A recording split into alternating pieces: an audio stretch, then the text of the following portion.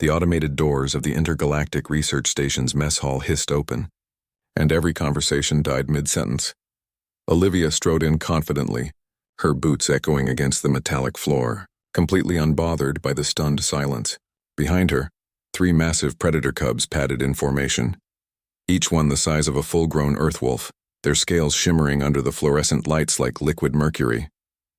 Their razor-sharp claws clicked rhythmically against the floor, and their vertical pupils tracked every movement in the room with predatory precision. "Morning. Everyone," Olivia said cheerfully, heading straight for the food dispensers. Commander Zrixtal, a 7-foot-tall Korthan with 4 arms and exoskeletal plating, dropped his nutrition cube. "Human Olivia!" he rasped, his translator struggling with his shock. Those are Vacrian apex hunters." "Yep." Olivia grabbed a tray and started loading it with protein bars and synthetic coffee. "This is Razor, Fang, and Shadow. My team."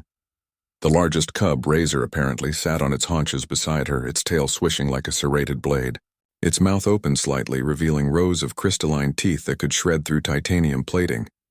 Neo emerged from the kitchen area, wiping his hands on a towel. Unlike the other terrified personnel, the young human engineer merely raised an eyebrow.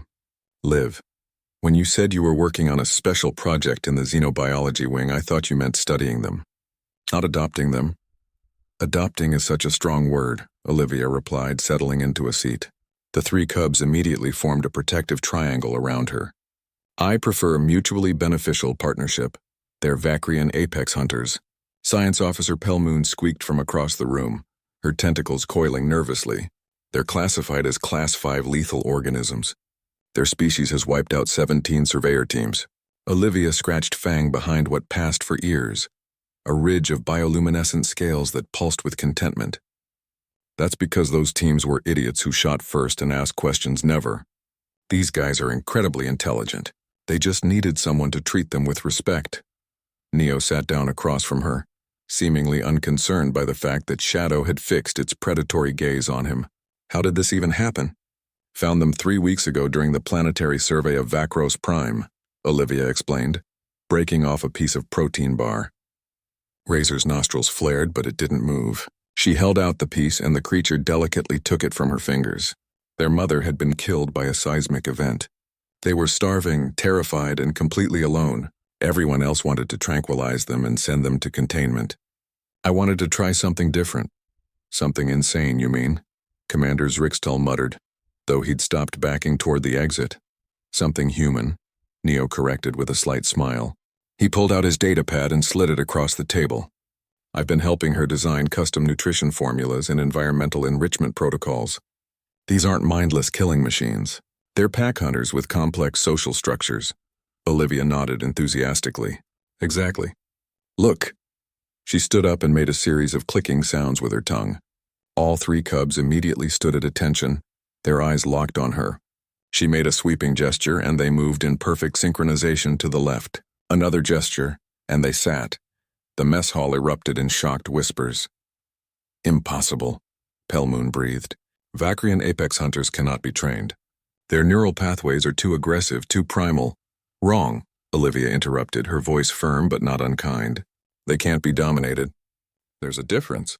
I didn't break them or force compliance. I earned their trust, fed them when they were hungry, protected them when they were vulnerable, taught them when they were curious, just like you'd do with any intelligent being." Neo leaned back in his chair, studying the cubs with newfound appreciation.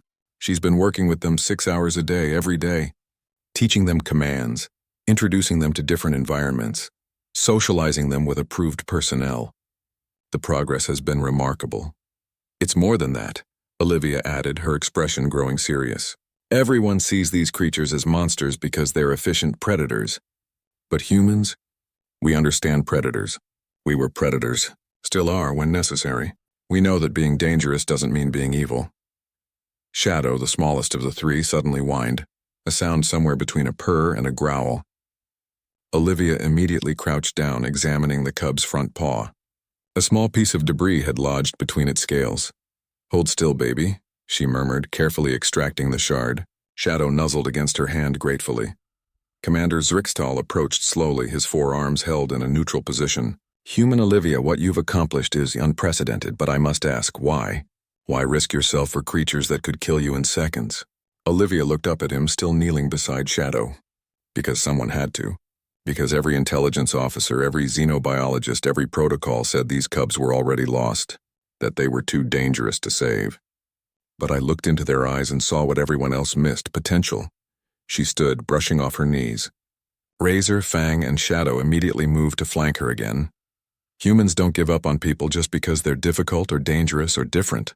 We're the species that domesticated wolves into dogs, that befriended cats, that taught gorillas sign language. We see potential where others see threats. And yeah, maybe that makes us crazy, but it also makes us human. Neo stood and clapped her on the shoulder. Plus, imagine having these three on security detail during planetary surveys. Nothing's getting past them. Olivia grinned. Now you're thinking like a human. As the mess hall gradually returned to its normal noise level, though everyone gave the cubs a respectful distance, Commander Zrixtal made a note on his personal log. Perhaps it was time to reconsider the station's xenobiology protocols. Perhaps the humans, with their peculiar blend of compassion and audacity, had something to teach the rest of the galaxy. After all, only a human would walk into a mess hall with 3 apex predators and call them a team, and only a human would make it work. The end.